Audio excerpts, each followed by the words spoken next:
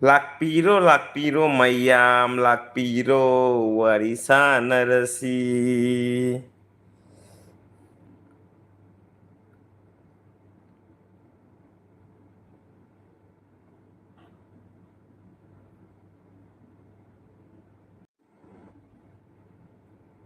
Imai pe mami miyam sang mama nei sona kan lambi ma thabak tawrabo. Kana kana leige changbiro fajai ne aha masang ko sidi fajja kada ba lor manga jere ne god god admai nganga dani namana pana pok pagi mahi yanjare.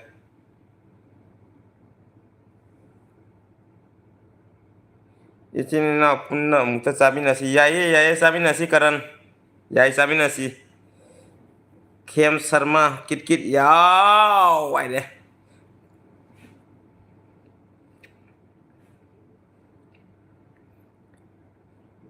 ahan bani yamba kit kit gi live ta thank you namai kari maming no namai koro koron ko rage thank you gi live ta lak pi bedang ta tong mathokpam bro kari insang sarage ngasidi ngasidi khesi wena sum sare rod yatra lak pasi dari rod ki damang ta dum khesi wen chathare ming je pa ba tal li he bo khara phajaba ming ji thamu he noi chu kai no ne bo nang ngau rabo ahing sidana haji ahing ta nang ngau rabo nang he nang ngau khara mane ne ahing sida nang mi gi live changai do haji ko ahing ta raba ne hakchang no atran lok khuri phadan kai oina cha si haino ai di ani hektam cha ba jaye kran nang chaning go hektam chabi na si kari makai ba leite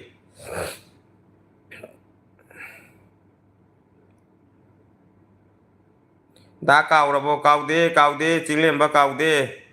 nang se amu nung si de aduma tau nu phaja phaja ba comment thabi ro loi ning seng ni noi da kari kau de no ne noi da kau ro chaka da mi ra nei sibu he kau roi ni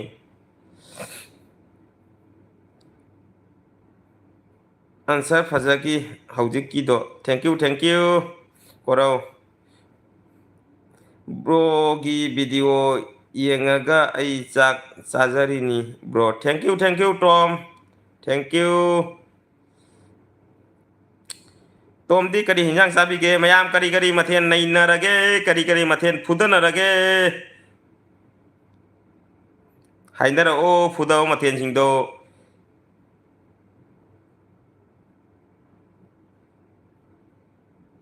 ado irang se noi adom kamai tawrige akhoi som dadi irang se karan asugam kande hai tai dum khara di la en tari do ai di atopong hom da lei ko ai di pan da job to le bani na do yum son dadi khara la en tari do yaudi khoi som da kasar khara changi di tari kasar changa ga su yaudi khoi som da dum jiri oi di jiri dei kasar akhoi som da khara la pi hai tare kasar su macha masu pham na ta bani na yaurak di khoi som da hugi mubang kai numita sa doi no nangga sabina domine single mananga sabina domine sabina sila ore ngasi ada su ngasi yai ne hung bang sabina sine yai ne ngasi di ilisa oina honare thank you ilisa yam hau bani koro bro di chenggum sar is chenggum tomi bo chenggum phangdan lei di bo chenggum bang tau ke to ri min chenggum phangde ne siga phangbon mi te sarakani bro kai mathen sa ge ngasi khechi oin sare akoi ro yatra gi matam go er man aham ba khechi oin sare bro kari mathen sa ge ngasi di ai khechi oin sare laisram hui thu kari kameno pa bam ka thok ti noi si tal li do mai do ko nu hebo hui thu do yam chao nang sa bro ra sis da nang sa bro ra ga kare ha ra ni bo tal li no si bo khara phaja phaja ba ro no si bo chatna da ba lam chat tu da khara ngang le ado ngang nang su kana phangoi ne ke simbo bro aina hai ba do tau bidre kamen su iki u ki dre kainu bro aina hai ba do tau bidre kamen su u ki dre kari hai ki bano sarma na ngai do e gyan ta bangam dre ꯁꯦ ꯑꯗꯨꯝ ꯌꯥꯎꯔꯤꯌꯦ ꯇꯧꯔꯤꯁꯦ ꯀꯣꯔꯧ ꯑꯗꯨꯅꯤ ꯀꯣꯔꯧ ꯑꯗꯨꯅꯤ ꯕ꯭ꯔꯣꯅ ꯇꯧꯔꯤꯕ ꯖꯣꯕꯁꯦ ꯀꯔꯤꯅꯣ ꯑꯩ ꯆꯥꯟꯄꯣꯠ service centre ꯑꯗꯨꯒ ꯊꯕꯛ ꯁꯨꯖꯔꯤ ꯂꯈꯤꯄꯨꯔꯗꯗꯤ ꯑꯅꯤꯔꯛ ꯂꯥꯛꯑꯝꯃꯦ ꯀꯔꯟꯁꯦ ꯂꯛꯈꯤꯄꯨꯔꯗ ꯑꯅꯤꯔꯛ ꯂꯥꯛꯑꯝꯃꯦ ꯍꯥꯏꯗꯤ ꯂꯛꯈꯤꯄꯨꯔꯗꯩ ꯃꯣꯏ ꯈꯔ ꯂꯥꯞꯄꯤ ꯀꯔꯟ ꯂꯥꯛꯑꯒꯗꯤ ꯑꯗꯨꯝ ꯀꯣꯜ ꯇꯧꯕꯤꯔꯛꯎ ꯐꯪꯅꯁꯤ ꯑꯗꯨꯝ ꯃꯦꯁꯦꯖ ꯊꯥꯕꯤꯔꯛꯎ ꯀꯃꯦꯟ ꯊꯥꯕꯤꯔꯛꯎ ꯅꯥꯎꯇꯣꯟ ꯆꯥꯛꯀ ꯆꯥꯔꯕꯣ ꯏꯌꯥꯝꯕ ꯆꯥꯔꯦ ꯅꯥꯎꯇꯣꯟ ꯆꯥꯔꯦ ꯑꯩ ꯈꯦꯆꯤ ꯑꯣꯏꯅ ꯆꯥꯔꯦ ꯁꯤꯜꯄꯥ ꯍꯥꯏ ꯊꯣꯡꯕꯩꯁꯨ ꯎꯠꯂꯛꯑꯣ ꯃꯊꯪꯗꯤ ꯌꯦꯡꯕ ꯌꯥꯝ ꯅꯨꯡꯉꯥꯏꯕ꯭ꯔꯣ ꯑꯗꯣ ꯊꯣꯡꯕꯩꯗꯣ ꯔꯣꯍꯤꯠ ꯑꯗꯣ ꯊꯣꯡꯕꯩꯗꯣ ꯈꯤꯇꯪ ꯑꯩ ꯄ꯭ꯔꯣꯕ꯭ꯂꯦꯝ ꯊꯣꯛꯄ ꯍꯥꯏꯇꯥꯔꯦ ꯑꯩꯒꯤ ꯀꯦꯃꯦꯔꯥꯃꯦꯟ ꯂꯩꯇꯦ ꯑꯗꯒꯤ ꯊꯣꯡꯕꯒꯤ ꯏꯁꯇꯦꯟꯁꯨ ꯂꯩꯇꯦ ꯈꯨꯠ ꯑꯃꯅ ꯄꯥꯏꯔꯒ ꯊꯣꯡꯕꯁꯤ ꯌꯥꯝ ꯋꯥꯖꯕ ꯍꯥꯏꯇꯥꯔꯦ ꯑꯩꯉꯣꯟꯗ ꯈꯪꯕ꯭ꯔꯥ ꯑꯩ ꯅꯣꯡꯃ ꯑꯗꯨꯃꯥꯏꯅ ꯆꯤꯡꯒꯦ ꯍꯥꯏꯅ ꯚꯤꯗꯤꯑꯣ ꯁꯨꯠ ꯇꯧꯈꯠꯂꯨꯔꯦ ꯌꯥꯝꯅ ꯋꯥꯕ ꯍꯥꯏꯇꯥꯔꯦ ꯈꯪꯕ꯭ꯔꯥ ꯑꯗꯨꯒꯤꯗꯃꯛꯇ ꯑꯩꯅ ꯊꯣꯡꯕꯩꯁꯦ ꯍꯥꯞꯇꯕ ꯑꯗꯣ ꯍꯥꯞꯄꯛꯀꯅꯤ ꯃꯇꯝ ꯑꯃꯗ ꯑꯩꯒꯤ ꯈꯤꯇꯪ ꯐꯤꯕꯝ ꯆꯥꯕꯗ ꯑꯩꯗꯤ ꯏꯊꯟꯇ ꯂꯩꯕꯅꯤ ꯏꯊꯟꯇ ꯂꯣꯏ ꯇꯧꯕꯅꯤꯅ ꯌꯥꯝ ꯋꯥꯖꯕ ꯑꯩꯅ ꯑꯗꯨꯏꯗꯨꯅ ꯑꯩꯅ ꯇꯧꯗꯕꯅꯤꯅ ꯑꯩ ꯉꯝꯅꯕ ꯍꯣꯠꯅꯖꯒꯦ ꯇꯧꯖꯔꯛꯀꯦ ꯑꯗꯨꯒꯩꯗꯤ ꯂꯥꯏꯁ꯭ꯔꯝꯅ ꯂꯣꯛ ꯊꯨꯡꯕ ꯃꯥꯜꯂꯦ ꯕ꯭ꯔꯣꯁꯦ ꯂꯣꯛ ꯈꯔ ꯊꯨꯡꯉꯤ ꯂꯥꯏꯁ꯭ꯔꯝ ꯂꯣꯛ ꯈꯔ ꯊꯨꯡꯉꯤ ꯑꯩ ꯁꯞꯇꯥꯃꯨꯛ ꯁꯨꯔꯦ ꯂꯣꯛ ꯑꯔꯨꯝ ꯇꯧꯗꯅ ꯂꯥꯏꯍꯧ ꯍꯧꯗꯅ ꯑꯗꯨꯃꯥꯏꯅ ꯂꯩꯕ ꯑꯗꯣ ꯉꯔꯥꯡꯗꯩ ꯈꯔ ꯐꯔꯦ ꯑꯗꯨꯅ ꯉꯁꯤ ꯑꯗꯨꯝ ꯂꯥꯏꯊꯔꯛꯏꯁꯤꯅꯤ ꯃꯣꯅꯣꯅ ꯃꯣꯅꯣꯅ ꯑꯉꯥꯡ ꯑꯃ ꯈꯪꯅꯕ ꯃꯣꯏꯗ ꯂꯥꯛꯑꯝꯕ ꯑꯠꯆꯥ ꯑꯗꯣ ꯂꯥꯛꯑꯗꯤ ꯑꯗꯨꯝ ꯈꯪꯍꯜꯂꯛꯑꯣ ꯑꯩꯉꯣꯟꯗ ꯀꯔꯟ ꯃꯣꯅꯣꯅ ꯑꯉꯥꯡ ꯑꯃ ꯈꯪꯅꯕ ꯑꯗꯨꯒꯤ ꯂꯥꯛꯑꯝꯕ ꯈꯪꯍꯜꯂꯣ ꯇꯣꯝ ꯕ꯭ꯔꯣ ꯃꯇꯝ ꯁꯪꯉ ꯚꯤꯗꯤꯑꯣ ꯑꯗꯨꯝ ꯊꯥꯒꯠꯂꯛꯑꯣ ꯕ꯭ꯔꯣ ꯐꯨꯜ ꯁꯄꯣꯔꯠꯅꯤ ꯊꯦꯡꯀ꯭ꯌꯨ ꯇꯣꯝ ꯊꯦꯡꯀ꯭ꯌꯨ ꯑꯗꯨꯝ ꯑꯩ ꯁꯪꯉ ꯊꯥꯛꯀꯦ ꯂꯥꯏꯛ ꯗꯟ ꯄꯥꯝꯃꯨꯕ ꯊꯦꯡꯀ꯭ꯌꯨ ꯑꯩꯒꯤ ꯄꯥꯝꯃꯨꯕ ꯂꯥꯛꯑꯦ ꯕꯤꯖꯦ ꯑꯗꯒꯤꯗꯤ ꯀꯅꯥ ꯆꯥꯛ ꯆꯥꯔꯕꯣ ꯗꯗꯥ ꯆꯥꯔꯦ ꯈꯦꯆꯤ ꯑꯣꯏꯅ ꯆꯥꯔꯦ ꯀꯁꯥ ꯗꯥꯏꯔꯤ ꯄꯥꯏꯔꯤꯗꯣ ꯃꯩꯔꯥ ꯈꯨꯃꯟ ꯈꯪꯕ꯭ꯔꯥ ꯀꯁꯥ ꯗꯥꯏꯔꯤꯗꯣ ꯑꯩ ꯑꯗꯨꯝ ꯈꯪꯉꯤꯗꯣ ꯈꯪꯉꯒꯁꯨ ꯃꯥꯒ ꯉꯁꯤꯐꯥꯎ ꯎꯅꯗ꯭ꯔꯤ ꯀꯁꯥ ꯗꯥꯏꯔꯤꯗꯣ ꯑꯩꯈꯣꯏ ꯈꯨꯟꯗꯒ ꯃꯌꯥꯝ ꯂꯥꯛꯄꯅꯤ ꯃꯥꯗꯣ ꯑꯩ ꯁꯪꯅꯗꯦ ꯑꯩ ꯃꯄꯥꯟꯗ ꯊꯕꯛꯁꯨ ꯂꯩ ꯖꯣꯕ ꯇꯧ ꯂꯩꯕꯅꯤꯅ ꯃꯥꯒ ꯎꯅꯕꯁꯨ ꯃꯇꯝ ꯂꯩꯇꯦ ꯀꯁꯥ ꯗꯥꯏꯔꯤꯗ ꯅꯠꯇꯦ ꯀꯁꯥ ꯂꯥꯏꯐꯁꯨ ꯂꯩꯕꯅꯤ ꯃꯣꯏꯅ ꯅ꯭ꯌꯨꯁ ꯂꯥꯏꯐꯀꯤ ꯋꯥꯔꯤꯅꯤꯀꯣ ꯑꯗꯩ ꯑꯩꯈꯣꯏꯅ ꯃꯨꯛꯕꯥꯡꯒ ꯆꯠꯄꯅꯤ ꯃꯨꯛꯕꯥꯡꯗꯁꯨ ꯀꯁꯥꯗꯁꯨ ꯂꯩꯕꯅꯤ ꯃꯨꯛꯕꯥꯡꯗ ꯏꯊꯟꯇ ꯅꯠꯇꯦ ꯑꯩꯈꯣꯏꯒꯤ ꯑꯃꯁꯨ ꯂꯩꯕ ꯀꯔꯤ ꯃꯃꯤꯡꯅꯣ ꯃꯥꯒꯤ ꯃꯃꯤꯡꯗꯨꯕꯨ ꯀꯥꯎꯈ꯭ꯔꯦ ꯃꯔꯤ ꯃꯨꯛꯕꯥꯡ ꯍꯥꯏꯅꯁꯨ ꯂꯩꯕꯅꯤ ꯃꯨꯛꯕꯥꯡꯗ ꯑꯗꯨꯒꯩꯗꯤ ꯑꯩꯈꯣꯏꯒꯤ ꯑꯗꯨꯝ ꯄꯣꯄꯨꯂꯔ ꯑꯣꯏꯅ ꯂꯩꯕꯁꯨ ꯑꯁꯥꯁꯤꯌꯥ ꯀꯔꯤ ꯀꯔꯥ ꯃꯌꯥꯝ ꯂꯩꯕꯅꯤ ꯀꯁꯥ ꯅꯤꯉꯣꯜ ꯀꯁꯥ ꯌꯥꯝꯃꯤ ꯃꯌꯥꯝ ꯂꯩꯕꯅꯤ ꯑꯗꯨꯁꯨ ꯄꯥꯝꯃꯨꯕ ꯑꯩꯒꯤ ꯁꯨꯞ ꯄꯤꯌꯨ ꯄꯥꯝꯃꯨꯕ ꯑꯩꯒꯤ ꯁꯨꯞ ꯄꯤꯌꯨ ꯑꯣ ꯃꯌꯥꯝ ꯅꯨꯡꯁꯤꯕꯤꯗꯨꯅ ꯕꯤꯖꯤꯑꯦꯁꯁꯤꯒꯁꯨ ꯀꯩꯅꯣ ꯇꯧꯁꯟꯕꯤꯌꯨ ꯁꯨꯞ ꯇꯧꯕꯤꯌꯨ ꯁꯕꯁꯀ꯭ꯔꯥꯏꯞ ꯇꯧꯁꯟꯕꯤꯌꯨ ꯄꯥꯝꯃꯨꯕ ꯑꯩꯒꯤꯁꯤꯒ ꯂꯥꯛꯏꯁꯤꯡꯁꯤꯗꯤ ꯑꯩꯈꯣꯏ ꯀꯩꯅꯣ ꯉꯥꯛꯇꯅꯤꯀꯣ ꯀꯔꯤ ꯍꯥꯏꯇꯥꯔꯦ ꯑꯩꯈꯣꯏꯒꯤ ꯆꯦꯅꯦꯜ ꯄꯥꯏꯗꯕ ꯉꯥꯛꯇꯅꯤꯗꯣ ꯂꯥꯛꯑꯒꯗꯤ ꯑꯗꯨꯝ ꯍꯥꯏꯕꯤꯔꯛꯀꯦ ꯑꯩꯅ ꯇꯥꯃꯣꯒꯤ ꯏꯆꯥ ꯀꯌꯥꯅꯣ ꯕ꯭ꯔꯣ ꯑꯩꯒꯤ ꯏꯆꯥꯁꯦ ꯑꯅꯤꯅꯤ ꯄꯥꯝꯃꯨꯕ ꯀꯦ ꯑꯦꯝ ꯁꯤ ꯃꯨꯛꯕꯥꯡ ꯑꯩ ꯈꯦꯆꯤ ꯃꯨꯛꯕꯥꯡꯅꯤ ꯑꯩꯒꯤ ꯏꯁꯥꯕꯤ ꯑꯩ ꯀꯩꯅꯣꯅꯤ ꯈꯦꯆꯤ ꯑꯣꯏꯅ ꯆꯥꯊꯔꯦ ꯀꯗꯥꯏ ꯌꯧꯈ꯭ꯔꯦ ꯕ꯭ꯔꯣ ꯏꯇꯩꯃꯗꯣ ꯌꯦꯡꯅꯤꯡꯉꯤ ꯎꯠꯂꯛꯑꯣ ꯏꯇꯩꯃ ꯂꯩꯇꯦ ꯑꯣꯃꯦꯒꯥ ꯀꯩꯅꯣ ꯃꯃꯤꯡꯁꯤ ꯀꯩꯅꯣꯅꯦ ꯃꯃꯤꯡꯁꯦ ꯑꯣꯃꯦꯒꯥ ꯀꯥꯏꯅꯦ ꯑꯣꯃꯦꯒꯥ ꯏꯇꯩꯃꯁꯤꯒ ꯂꯩꯇꯦ ꯑꯩ ꯃꯄꯥꯟꯗ ꯂꯩꯀꯣ ꯌꯨꯝꯗ ꯆꯠꯂꯒ ꯅꯣꯡ ꯎꯍꯜꯂꯛꯀꯦ ꯍꯧꯖꯤꯛ ꯆꯥꯕ ꯌꯥꯕ꯭ꯔꯥ ꯑꯍꯥꯎꯕ ꯕ꯭ꯔꯣꯒꯤ ꯑꯔꯩꯕ ꯑꯃꯇ ꯎꯠꯄꯤꯔꯛꯑꯣ ꯆꯥꯛ ꯂꯥꯝꯕ ꯐꯕ꯭ꯔꯥ ꯌꯦꯡꯒꯦ ꯇꯧꯕꯅꯤ ꯆꯥꯛ ꯌꯥꯝ ꯂꯥꯝꯃꯦ ꯕ꯭ꯔꯗꯔ ꯁꯔꯃ ꯁꯥꯎꯕ ꯌꯥꯗꯦ ꯑꯩ ꯆꯥꯛ ꯆꯥ ꯂꯣꯏꯔꯦ ꯑꯩ ꯄꯨꯛ ꯊꯜꯂꯣꯏꯔꯦ ꯀꯃꯥꯏꯅ ꯆꯥꯔꯦ ꯍꯧꯖꯤꯛ ꯀꯩꯁꯨꯝ ꯆꯥꯅꯤꯡꯉꯥꯏꯁꯨ ꯂꯩꯇ꯭ꯔꯦ ꯂꯣꯏ ꯆꯥꯊꯣꯛꯂꯣꯈ꯭ꯔꯦ ꯑꯗꯣ ꯃꯊꯪꯒꯤ ꯂꯥꯏꯚ ꯂꯥꯛꯄꯗ ꯃꯌꯥꯝꯒꯤ ꯃꯥꯡꯗ ꯃꯨꯛꯕꯥꯡ ꯑꯣꯏꯅ ꯑꯗꯨꯝ ꯇꯧꯖꯔꯛꯀꯦ ꯑꯩꯅ ꯆꯥꯕꯗ ꯎꯠꯆꯔꯛꯀꯦ ꯃꯌꯥꯝꯗ ꯄꯥꯝꯃꯨꯕ ꯎꯕꯁꯤꯗꯤ ꯑꯩ ꯉꯥꯎꯔꯦ ꯊꯦꯡꯀ꯭ꯌꯨ ꯑꯩꯒꯤ ꯏꯁꯥꯕꯤ ꯊꯦꯡꯀ꯭ꯌꯨ ꯏꯁꯥꯕꯤꯗꯤ ꯀꯔꯤ ꯃꯊꯦꯜ ꯂꯩꯒꯦ ꯉꯁꯤ ꯕ꯭ꯔꯣ ꯑꯩꯒ ꯑꯝꯇ ꯎꯅꯁꯤ ꯑꯩꯁꯨ ꯂꯩ ꯑꯩꯒꯤ ꯕ꯭ꯔꯣ ꯑꯩꯒ ꯑꯝꯇ ꯎꯅꯁꯤ ꯑꯩꯁꯨ ꯂꯩ ꯑꯩꯒꯤꯁꯨ ꯑꯃꯠꯇ ꯒ꯭ꯔꯣ ꯑꯣꯏꯍꯟꯕꯤꯌꯨ ꯀꯔꯤ ꯃꯤꯡꯅꯣ ꯁꯤꯕꯨ ꯑꯩꯒꯥꯒꯤ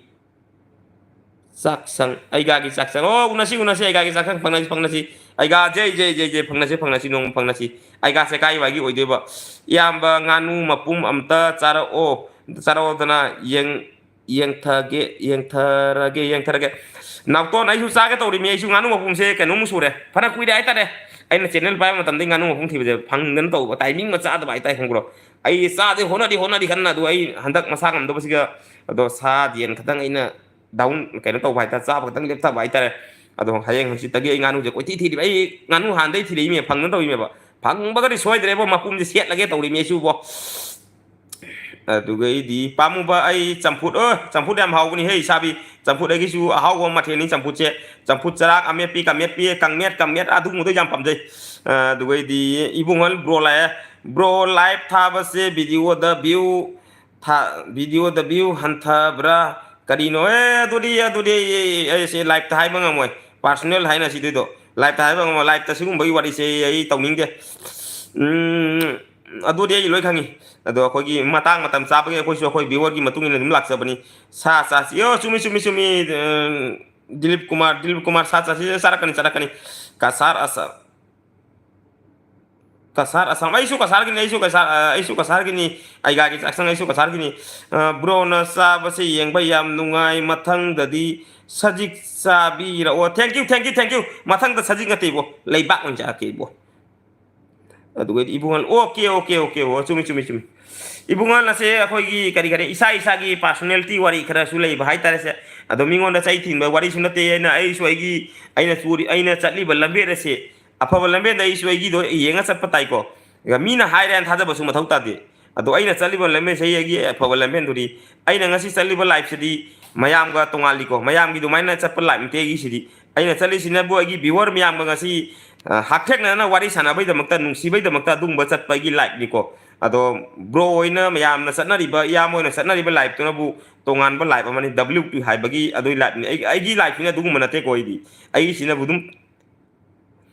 ꯀꯨꯏꯔꯕ ꯃꯇꯨꯡꯗ ꯆꯍꯤ ꯃꯇꯨꯡꯗ ꯊꯥ 5 ꯃꯇꯨꯡ ꯊꯥ 3 ꯃꯇꯨꯡꯗ ꯑꯩꯒꯤ ꯚꯤꯋꯔ ꯃꯌꯥꯝꯒꯤ ꯀꯃꯦꯟ ꯂꯥꯛꯄ ꯃꯌꯥꯝꯒꯤ ꯃꯇꯨꯡ ꯏꯟꯅ ꯑꯗꯣ ꯃꯌꯥꯝꯗꯨꯒ ꯋꯥꯔꯤ ꯋꯥꯇꯥꯏ ꯁꯥꯟꯅꯕꯒꯤ ꯇꯥꯟꯖꯥ ꯑꯃ ꯂꯧꯔꯒ ꯑꯩꯁꯨ ꯃꯌꯥꯝꯒ ꯋꯥꯔꯤ ꯁꯥꯟꯅꯕ ꯂꯥꯛꯆꯕꯅꯦ ꯑꯩꯒꯤꯁꯤꯅ ꯇꯣꯉꯥꯟꯕꯅꯤꯗꯣ ꯑꯩ ꯅꯨꯡꯇꯤꯒꯤ ꯊꯥꯗꯦ ꯑꯩꯗꯤ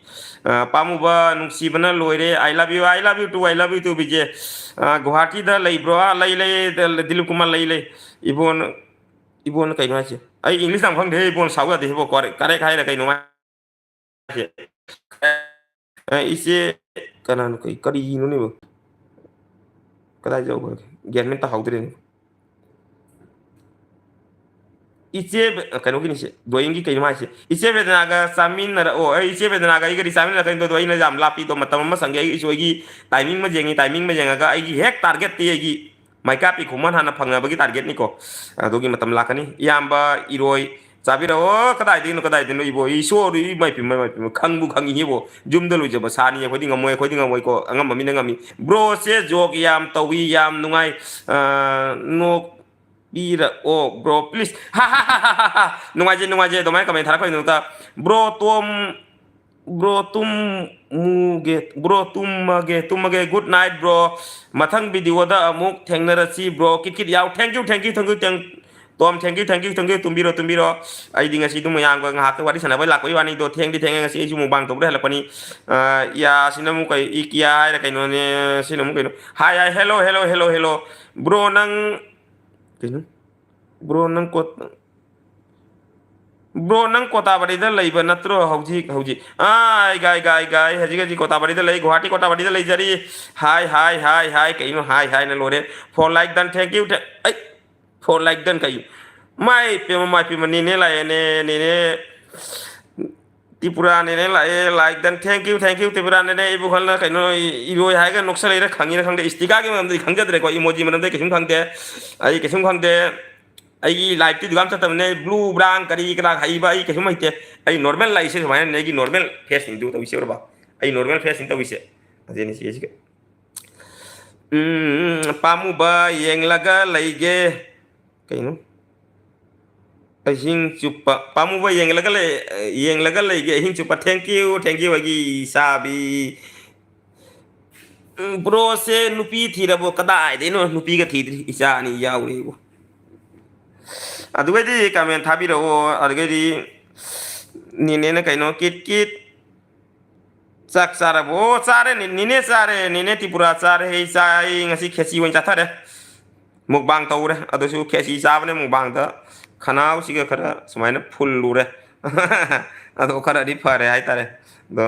ꯈꯣꯟꯁꯤꯁꯨ ꯌꯥꯗ꯭ꯔꯤꯕꯅꯤꯅ ꯋꯥꯁꯨ ꯉꯥꯡꯕꯁꯦ ꯅꯨꯡꯉꯥꯏꯇꯦ ꯑꯗꯨꯝ ꯑꯩ ꯂꯥꯏꯐ ꯊꯥꯔꯛꯁꯦ ꯃꯌꯥꯝꯒ ꯑꯝꯇ ꯋꯥꯔꯤ ꯁꯥꯟꯅꯒꯦꯅ ꯊꯥꯔꯛꯄꯅꯤꯀꯣ ꯑꯩ ꯃꯌꯥꯝꯒꯤ ꯑꯗꯨꯃꯥꯏꯅ ꯂꯥꯏꯐꯁꯨ ꯆꯠꯇꯦ ꯃꯌꯥꯝ ꯂꯥꯏꯐ ꯇꯧꯗꯦ ꯑꯗꯨꯝ ꯑꯩꯒꯤ ꯆꯥꯟꯅꯔꯨꯕ ꯃꯇꯝꯗ ꯑꯩꯒꯤ ꯆꯥꯟꯅꯕ ꯃꯇꯝꯗ ꯃꯤꯒꯤ ꯂꯥꯏꯐꯇ ꯑꯗꯨꯝ ꯌꯥꯎꯖꯩ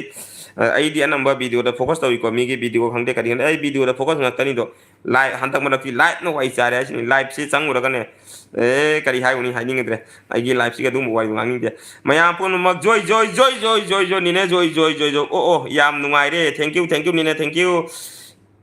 करीनुने कुकी अमता पेन चेरे ओ चेरकनी ड्राइंग चेरकनी सोयदना चेरकनी मतंग मचाबदा मतम फंगबदा नाउतोन सिंह याम हंदक याम हंदक हफ्ता से याम हंदक हफ्ता सिदा चाबिर ओ यारगदी यारग यारगदी ngairaba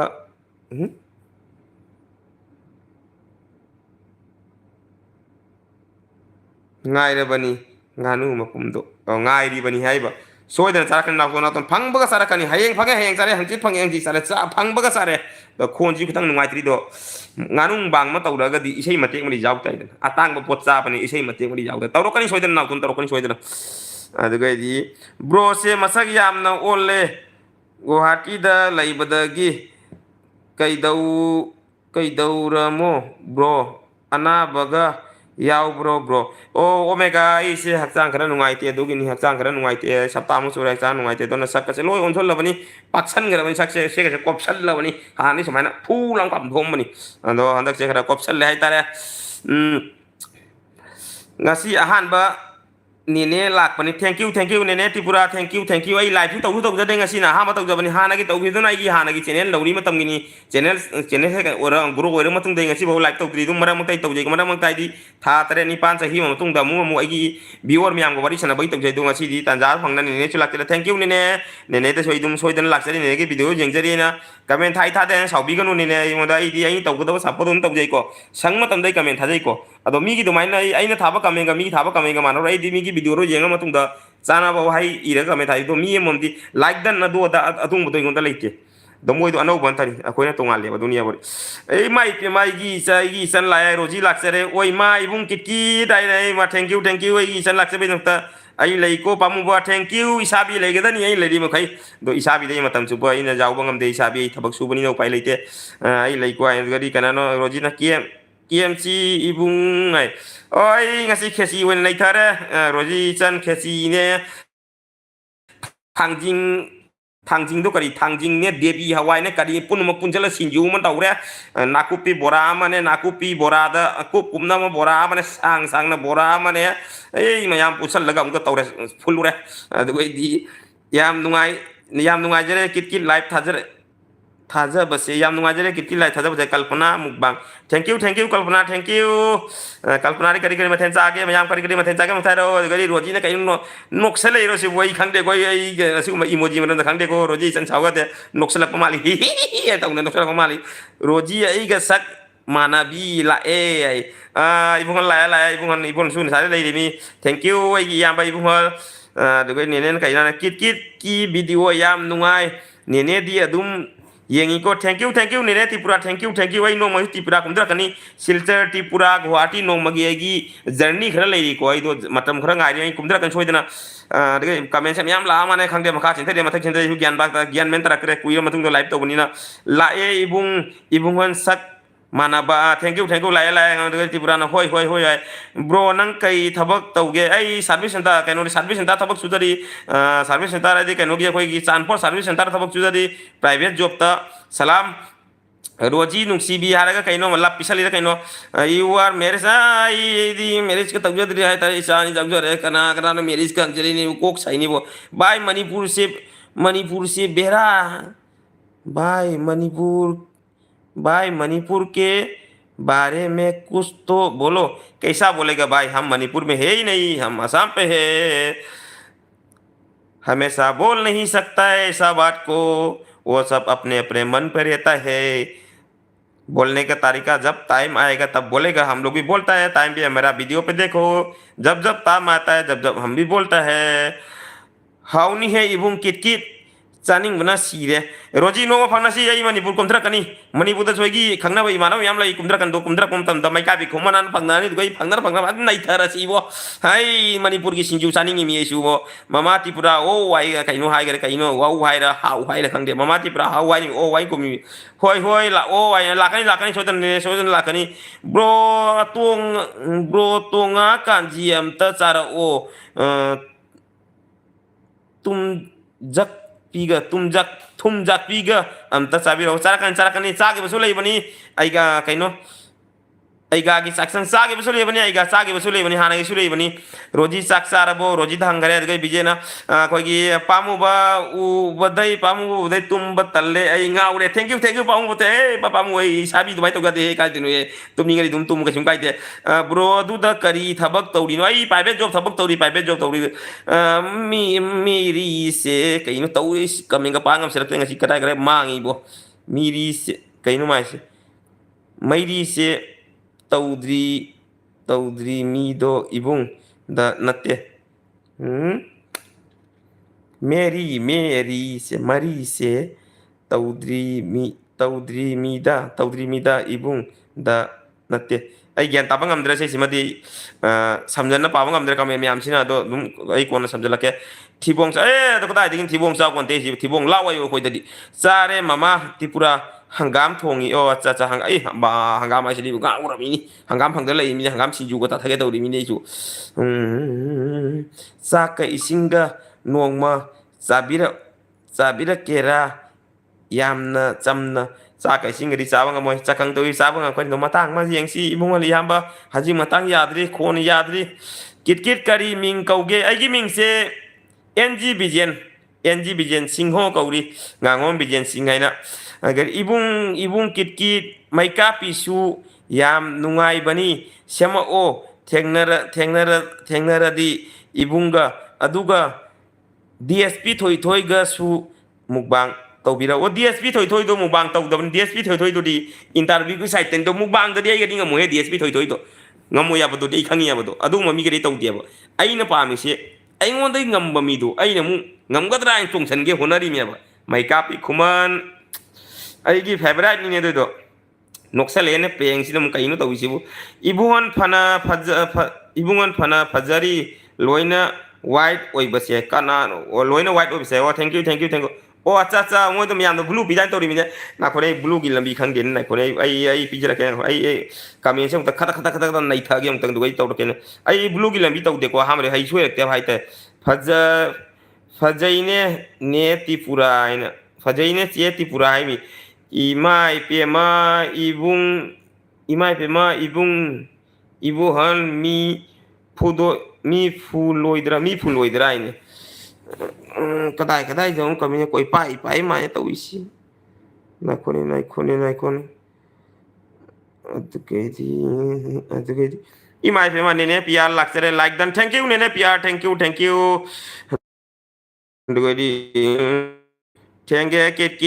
nene amuk lagi bye thank you nene tipura thank you ngang la pira mai dong thank you nene pr na wow kit dai thank you nene pr saksarabo dugo di roji saka ising hairaga chaba yaina thainagi matam ningsing lagi aigi ningsing liba aigi se chai ibungal chai sarakani soidan sarakani doigi matang matam chana da bai sarakani ibungal gi damakta sarakani aba akoina chaba se kaino male mal ya khangbra adugi ni aba to soidan sarakani aba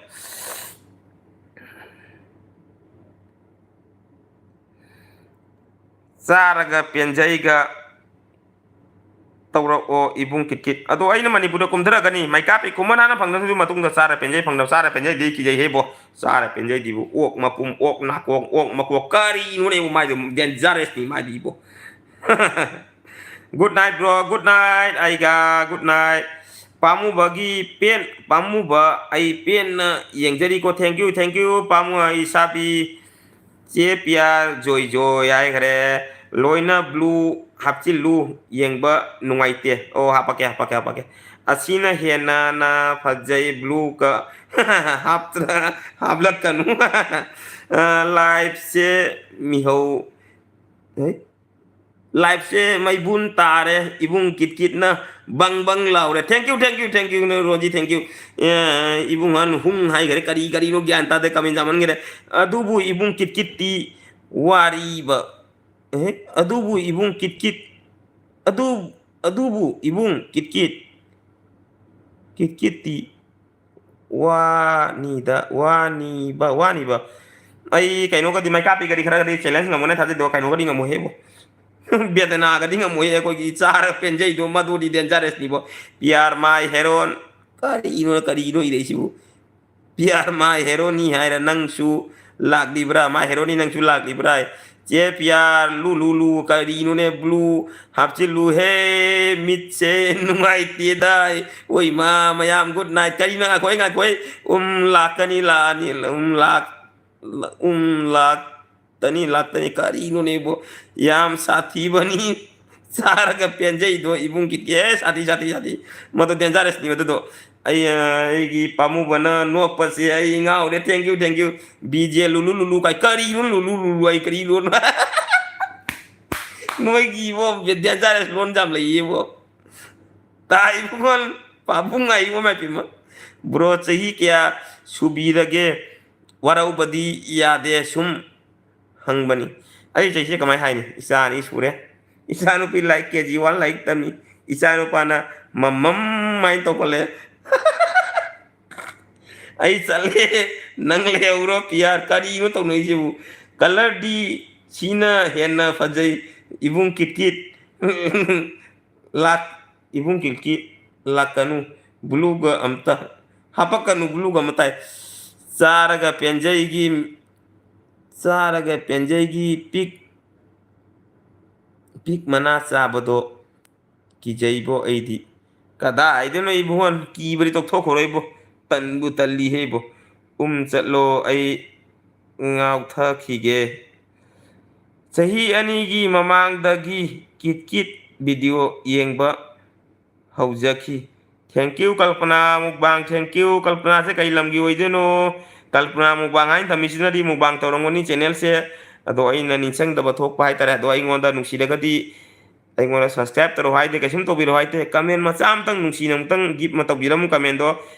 matungi naina kalpana isan oidura ichi oidura nini oidura nagi lamben da laksage amtang yengjage nagi ming sitaraga haijabani kalpana mukbang do blue pi bai se kalpana mukbang amtang lakpi bai gi comment amtang pidamu ai heng soidana nagi yumda koiba laksage asi haijage duadi blue pi bai se maram se kana nong tak haibiro blue pi bai teko kamai na blue pi bano hai se ai hana hairam ya ba koi da ba live tau do se ji ai thoi ai gi bar thoi se kathat pa ema thoi gi mi kyam lai thoi like na tadu ka tauri de gai di gi sound off to be camera on to be si ka blue pi bai sam ta kana mu tak piro ai haidan to dim ko seng mani ko ai hana pa ra mi hairam ya ba ji mobile si update lak pa dagi tongan mayam maka ungthok da hana ga man na dria maka se ibung han adobu bp low oye haibani bo bedana do haibani tigana saraga bp low oye mato sirani kuiroi bo on kilo roji sak sara bo bro sara aigi pamu bi isa bi blue pi bai lambi dong ko takpiro blue pi wana mayam na haibiram mene ado aigi siga blue pi ra kai katoni noi mayam de loi khangna bangak tani khangna da balak pasing do haibia pamu ba aigi kamenda namo aduga option khara pi gani aduga makha dan namo aduga munisan ribani namo oke sabi oke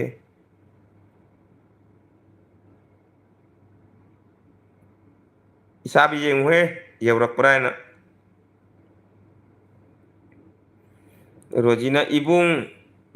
monitor sanga dugi maming dasango hai bani mina haina bi ibung acha aina dugum bodo keno tau da bhai tai jangu kana ko chang pre jangoi kaino asigu mom jaina ai sigu jam tau da ba nungai di bo bro nungai saitabati singo nungai di ꯁꯩꯇꯕꯇꯤ Singh ꯅꯨꯡꯉꯥꯏꯔꯤꯕꯣ ꯅꯨꯡꯉꯥꯏꯔꯤ ꯁꯩꯇꯕꯇꯤ ꯑꯩꯈꯣꯏꯁꯨ ꯃꯅꯥꯛꯀꯤꯗꯨꯅ ꯈꯪꯗꯦꯅꯤꯕꯣ ꯅꯨꯡꯉꯥꯏꯔꯤꯕꯣ ꯁꯩꯇꯕꯇꯤ ꯀꯔꯤ ꯃꯊꯦꯜ ꯆꯥꯒꯦ ꯉꯁꯤ ꯈꯦꯆꯤ ꯑꯣꯏꯅ ꯂꯩꯔꯦ ꯕ꯭ꯔꯣꯁꯦ ꯀꯗꯥꯏꯒꯤ ꯀꯩꯅꯣ ꯅꯈꯣ ꯕ꯭ꯔꯣꯁꯦ ꯀꯗꯥꯏꯗꯩꯅꯣ ꯍꯧꯖꯤꯛꯅ ꯀꯥꯏꯗ ꯂꯩꯒꯦ ꯑꯩꯅ ꯀꯁꯥꯔꯒꯤꯅꯤ ꯂꯩꯕꯅ ꯒꯨꯋꯥꯍꯥꯇꯤꯗ ꯂꯩꯖꯔꯤ ꯁꯕꯁꯀ꯭ꯔꯥꯏꯕꯇꯤ ꯌꯥꯝ ꯀꯨꯏꯔꯦ ꯇꯧꯈꯤꯕ ꯊꯦꯡꯛ ꯌꯨ ꯀꯜꯄꯅꯥ ꯊꯦꯡꯛ ꯌꯨ ꯀꯜꯄꯅꯥ ꯃꯨꯡꯕꯥꯛ ꯑꯗꯣ ꯑꯩꯉꯣꯟꯗ ꯇꯧꯕ ꯇꯧꯗꯕ ꯈꯪꯗꯦ ꯇꯧꯔꯝꯃꯁꯨ ꯀꯥꯏꯗꯦ ꯑꯗꯨꯗꯣ ꯑꯩꯉꯣꯟꯗ ꯅꯨꯡꯁꯤꯔꯕ ꯀꯃꯦꯟ ꯑꯃ ꯇꯧꯕꯤꯔꯝꯃꯣ ꯑꯩ ꯅꯪꯒꯤ ꯍꯌꯦꯡ ꯌꯨꯝꯗ ꯀꯣꯏ ꯂꯥꯛꯆꯒꯦ ꯀꯜꯄꯅꯥ ꯃꯨꯡꯕꯥꯛ ꯊꯣꯛꯇ ꯌꯦꯡꯖꯒꯦ ꯑꯩꯁꯨ ꯌꯦꯡꯖꯔꯤ ꯊꯦꯡꯛ ꯌꯨ ꯏꯁꯥꯕꯤ ꯊꯦꯡꯛ ꯌꯨ ꯑꯣꯏ ꯀꯤꯅꯤ ꯏꯕꯨꯡꯍꯜ ꯃꯗꯨ ꯏꯕꯨꯡꯍꯜ ꯑꯗꯨ ꯁꯠ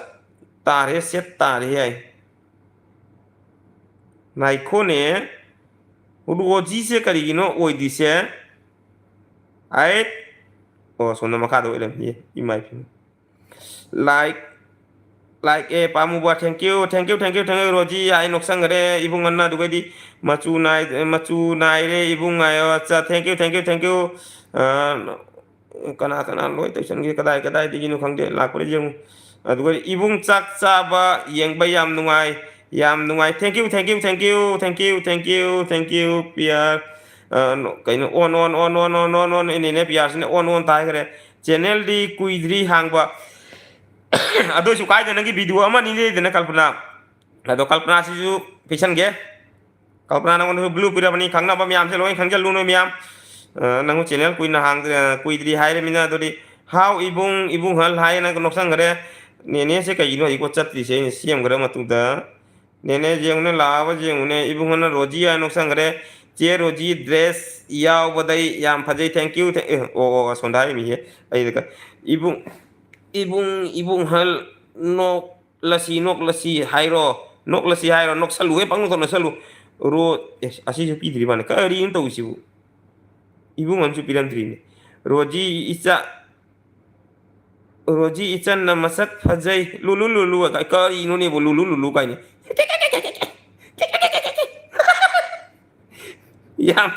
ꯌꯥꯝ ꯐꯖꯕ꯭ꯔꯣ ꯏꯅꯥꯎꯕꯤꯖꯤ ꯍꯥꯏꯈ꯭ꯔꯦ ꯀꯤꯠ ꯌꯥꯎ ꯑꯝꯇ ꯇꯧꯔꯛꯑꯣ ꯕ꯭ꯔꯗꯔ ꯆꯥꯛ ꯌꯥꯎꯗ꯭ꯔꯗꯤ ꯀꯃꯥꯏꯅ ꯇꯧꯗꯣ ꯑꯗꯨꯅ ꯃꯌꯥꯝ ꯆꯥꯕ ꯍꯧꯅꯕ ꯃꯇꯝꯗ ꯂꯥꯁ ꯀꯣꯏꯕ ꯀꯤꯠ ꯌꯥꯔꯕ ꯑꯗꯣ ꯁꯥꯔꯗꯤ ꯎꯄꯥꯏ ꯂꯩꯇꯦꯀꯣ ꯑꯩꯈꯣꯏꯗꯤ ꯆꯥꯛ ꯌꯩꯇꯕꯅꯤꯅꯀꯣ ꯆꯥꯛ ꯌꯥꯎꯔꯒꯗꯤ ꯑꯩꯈꯣꯏ ꯁꯨꯔꯒ ꯐꯖꯕ ꯇꯣꯡꯉꯥꯜꯂꯦꯕ ꯑꯣꯟ ꯅꯦꯅꯦꯅ ꯑꯣꯟ ꯍꯥꯏ ꯀꯪꯂꯩ ꯂꯦꯗꯤꯅ ꯍꯦꯜꯂꯣ ꯕ꯭ꯔꯗꯔ ꯀꯤꯠꯀꯤꯠ ꯍꯥꯏꯔꯦ ꯍꯥꯏ ꯀꯪꯂꯩ ꯂꯦꯗꯤ ꯀꯅꯥꯅꯣ ꯃꯁꯛ ꯈꯪꯗ꯭ꯔꯦ ꯑꯣꯟ ꯅꯦꯅꯦꯅ ꯁꯩꯇꯕꯇꯤꯅ ꯅꯣꯏ ꯌꯨꯝ ꯃꯅꯥꯛꯀꯤꯅꯤ ꯀꯥꯎꯔꯕꯣꯏ ꯃꯃꯤꯡꯗꯤ ꯈꯪꯕ ꯑꯗꯣ ꯍꯧꯖꯤꯛꯇꯤ ꯈꯪꯉꯦ ꯐꯖꯅ ꯅꯨꯡꯉꯥꯏꯔꯤꯕꯣ ꯁꯩꯇꯕꯇꯤ ꯅꯨꯡꯉꯥꯏꯔꯤꯕꯣ ꯀꯃꯥꯏ ꯇꯧꯔꯤꯒꯦ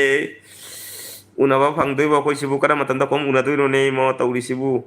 ꯑꯣꯟ ꯏꯕꯨꯡ ꯀꯤꯠꯀꯤꯠ ꯑꯩꯗꯤ ꯁꯛ ꯊꯤꯕꯅꯤꯗ ꯀꯦꯕ ꯍꯩꯕꯩ ꯏꯕꯨꯡ ꯀꯤꯠꯀꯤꯠ ꯑꯩꯗꯤ ꯁꯛ ꯊꯤꯕꯅꯤꯗ ꯀꯦꯕ ꯍꯩꯕꯩꯅꯤ ꯁꯛ ꯊꯤꯕꯅꯤꯅ ꯀꯦꯕ ꯍꯩꯕꯩꯅꯤ ꯍꯥꯏ ꯏꯆꯦ ꯔꯣꯖꯤ ꯌꯥꯝ ꯐꯖꯩꯌꯦ ꯏꯕꯨꯡ ꯀꯔꯤ ꯃꯊꯦꯜ ꯆꯥꯒꯦ ꯑꯩ ꯉꯁꯤ ꯈꯦꯆꯤ ꯑꯣꯏꯅ ꯂꯩꯊꯔꯦ ꯍꯦꯜꯂꯣ ꯕ꯭ꯔꯗꯔ ꯀꯤꯠꯀꯤꯠ ꯍꯥꯏꯔꯦ ꯍꯥꯏ ꯑꯃꯅ ꯔꯣꯖꯤꯅ ꯅꯣꯛꯁꯜꯂꯦ ꯔꯣꯖꯤ ꯀꯦꯕ ꯍꯩ ꯂꯨꯂꯨ ꯀꯥꯏ ꯀꯦ ꯍꯥꯏ ꯇꯧ ꯇꯥꯏ ꯑꯗꯨꯗꯤ ꯏꯅꯥꯎꯕꯤꯖꯦ ꯑꯣꯏ ꯀꯤꯔꯣꯏ ꯈꯪꯄ꯭ꯔꯦꯛ ꯈꯪꯉꯤꯅꯦ ꯕ꯭ꯔꯣ ꯋꯥ ꯀꯟꯅ ꯉꯥꯡꯕꯗꯣ ꯃꯁꯥꯏꯔꯥ ꯅꯠꯇ꯭ꯔꯒ ꯚꯤꯗꯤꯑꯣ ꯅꯝꯕꯩꯔꯥ ꯈꯪꯗꯦ ꯁꯦ ꯏꯁꯥꯒꯤ ꯍꯩꯅꯈꯤꯇꯤꯅꯦꯒꯤ ꯁꯤꯗꯤ ꯍꯥꯎꯕꯤꯖꯝ ꯅꯟꯗꯤ ꯑꯩꯒꯤ ꯍꯩꯅꯈꯤꯇꯤꯅꯤ ꯁꯤꯁꯦ ꯑꯩ ꯇꯞꯅ ꯋꯥ ꯉꯥꯡꯕ ꯍꯩꯇꯦ ꯊꯦꯡꯛꯁ ꯏꯕꯨꯡꯍꯜ ꯂꯨꯂꯨ ꯋꯥꯏ ꯑꯩ ꯕ꯭ꯔꯗꯔꯒꯤ ꯚꯤꯗꯤꯑꯣ ꯌꯦꯡꯉꯤ ꯂꯣꯏꯅ thank you Kanglei lady thank you Lulu ꯍꯥꯏꯈ꯭ꯔꯦ ꯑꯃꯅ ꯑꯃꯨꯛ ꯀꯔꯤꯅꯣ ꯑꯩ ꯖꯣꯏꯄꯨꯔꯒꯤꯅꯤ ꯀꯁꯥꯔꯗꯩꯅꯤ ꯑꯩꯁꯨ ꯀꯁꯥꯔꯒꯤꯅꯤ ꯀꯪꯂꯩ ꯑꯩ ꯀꯁꯥꯔ ꯀꯔꯤꯡꯒꯣꯏ ꯗꯤꯁꯇ꯭ꯔꯤꯛ ꯃꯅꯨꯡꯗ ꯆꯪꯅ ꯂꯩꯖꯔꯕ ꯄꯤꯛꯂꯕ ꯈꯨꯡꯒꯪ ꯑꯃꯗꯒꯤ ꯄꯣꯛꯆꯕ ꯍꯤꯡꯒ꯭ꯂꯥ ꯍꯥꯏꯕ ꯈꯨꯡꯒꯪꯗꯨꯗ ꯂꯩꯖꯕ ꯀꯤꯠ ꯌꯥꯎꯅꯤ ꯁꯤꯜꯆꯔꯒ ꯑꯩꯒꯗꯤ ꯈꯔ ꯂꯥꯞꯄꯤꯗꯣ ꯑꯩ ꯁꯤꯜꯆꯔ ꯀꯣꯏꯔꯛꯀꯅꯤ ꯁꯤꯜꯗ ꯃꯌꯥꯝ ꯀꯣꯏꯔꯝꯃꯤ ꯑꯩꯁꯨ ꯂꯨꯂꯨ ꯀꯥꯏ ꯀꯔꯤꯅꯣ ꯃꯣꯏ ꯀꯃꯦꯟꯁꯦ ꯂꯨꯂꯨꯅꯦ ꯀꯥꯏ ꯇꯧꯏꯅꯦꯕꯣ ꯆꯥꯛ ꯆꯥꯔꯕꯣ ꯐ꯭ꯔꯦꯟ ꯑꯩ ꯆꯥꯔꯦ ꯉꯁꯤ ꯈꯦꯆꯤ ꯑꯣꯏꯅ ꯂꯩꯊꯔꯦ ꯏꯕꯨꯡꯍꯜꯅ ꯂꯨꯂꯨ ꯍꯥꯏꯔꯦ ꯊꯥꯔꯣ ꯑꯣ ꯍꯤꯡꯂꯥꯒꯤ ꯍꯤꯡꯂꯥꯒꯤ ꯏꯕꯨꯡꯉꯣꯁꯤꯅ ꯀꯗꯥꯏꯒꯤ ꯑꯣꯏꯔꯕ ꯃꯥꯅ ꯍꯤꯡꯂꯥ ꯈꯪꯉꯛꯏꯁꯤꯅ ꯀꯃꯥꯏ ꯀꯣꯛꯀꯁꯦ ꯃꯝꯁꯤꯜꯂꯛꯑꯦ ꯀꯣꯏ ꯏꯕꯨꯡꯉꯣ ꯅꯪꯗꯤ ꯀꯩ ꯅꯪ ꯍꯤꯡꯂꯥꯒꯤ ꯑꯣꯏꯔꯖꯥꯠꯂꯣ ꯑꯩꯅ ꯅꯪꯁꯦ ꯃꯅꯤꯄꯨꯔꯒꯤ ꯅꯥꯏꯀꯜ ꯂꯩꯔꯤ Pamuba ay pamuba ay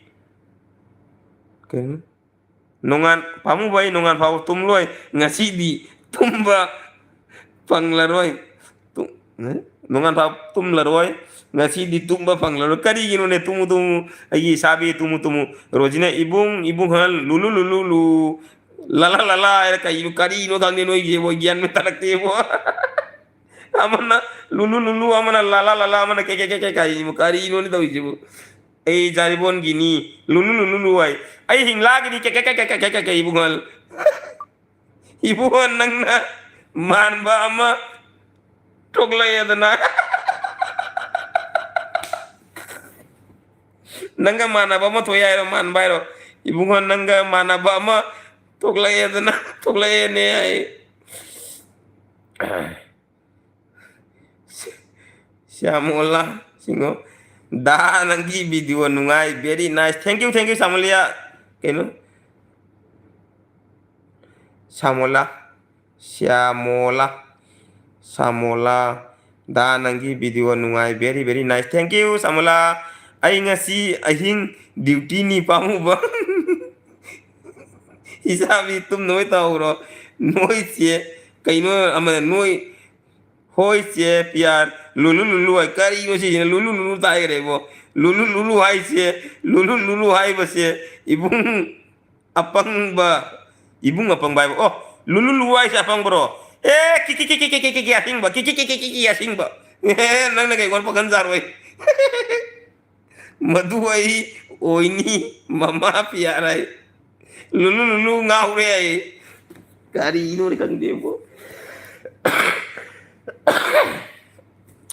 jam no ga lok jang kui lulu ngau re hai kre kai no sinu biju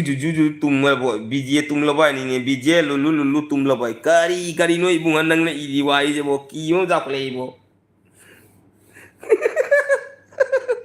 bro manipur da la abo am ko la me haubi jam am ko la me sekonda am ko la me ado matam dari channel ka pai dita inga gori matam dani da kari no ne tauri sibu gyan ka amta tadre ne asini tauri sibu pai leite bo ne piari bo tongari sini bo lulu ka ke kai di mo ta ibung han lulu tumdri pabungai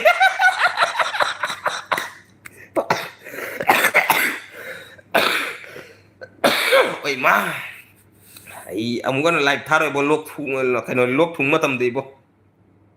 sini bo ibungan panok tan ibo kari no ibungan sine bo che piara ga mamai ga chumai ga tauri ne bo kari istigan no gang de se o min matang ya ro nang se lulu hai se I love you hai ni ibunga ai ngonda ibunga na I love you ai da ba ibungan I love you too roji tak la boy roji tak la bang gare le bo roji ne mai ibungan maya ka higa khare ne ka ino jati ka miam tang ma je JCB thaurak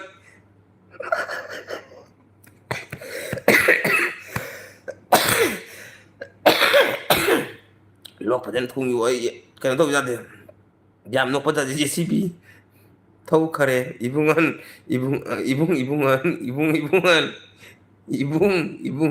JCB thau khare tumin na ine oi ma kari no noi bu ai isi ne le bia bano no kore i ware bo hospital ka jo bura kang di bo dai silchar ramnagar khelmagi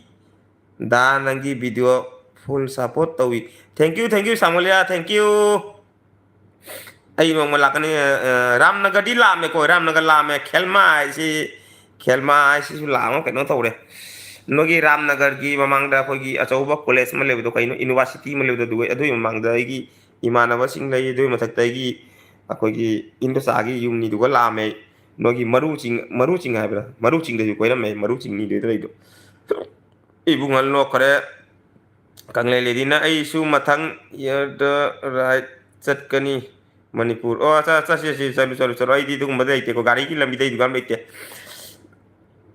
tati ye ibung lulu tati ye ibung lulu Deng deng dong dong ai no roi bo oi ma pura ibungan gi kopi nei ni ni ai oi ma ibungan gi pura kopi ni ni ai kanano kopi je bu roji ya nok sangare pamu ba ai se ai su ku bada si daure fukat tal le ibungan na ai lulu lulu ai lo ya lotus karai oh saya gelap lotus saya ke tos ma ko sangare kari noi emoji dei masa khang de ne bo kanglai piana kanglai le dina lap tha jaga kana lap thai no bo che roji ting ting trong trong ai ai ho da do ting ting trong trong preng preng isa bi mo mo ni lu lu lu hui hui kai lu lu lu hui hui roji ai wai lu lulu lulu hayu roji ai no sangare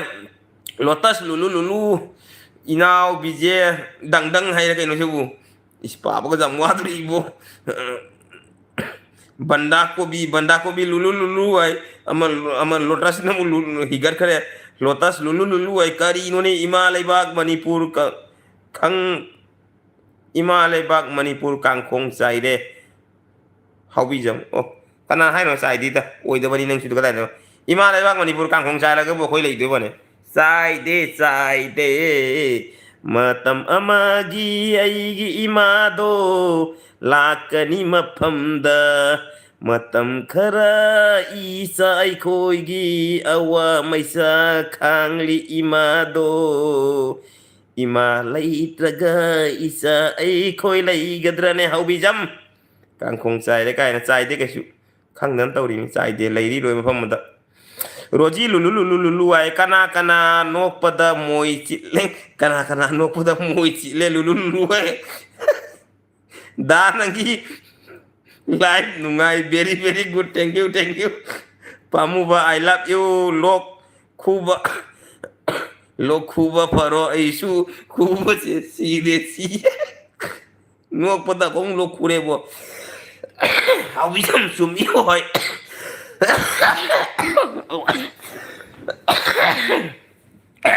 lord he bo video da mi khang ko ai hakjang am dan khang am ko mi gi live ta la ngang su mi khang am ko ngasi dia se mo khang mani wana kara di ai kyam wa de do pamu ba I love you lok khuba pharo isu khu na si dai aduni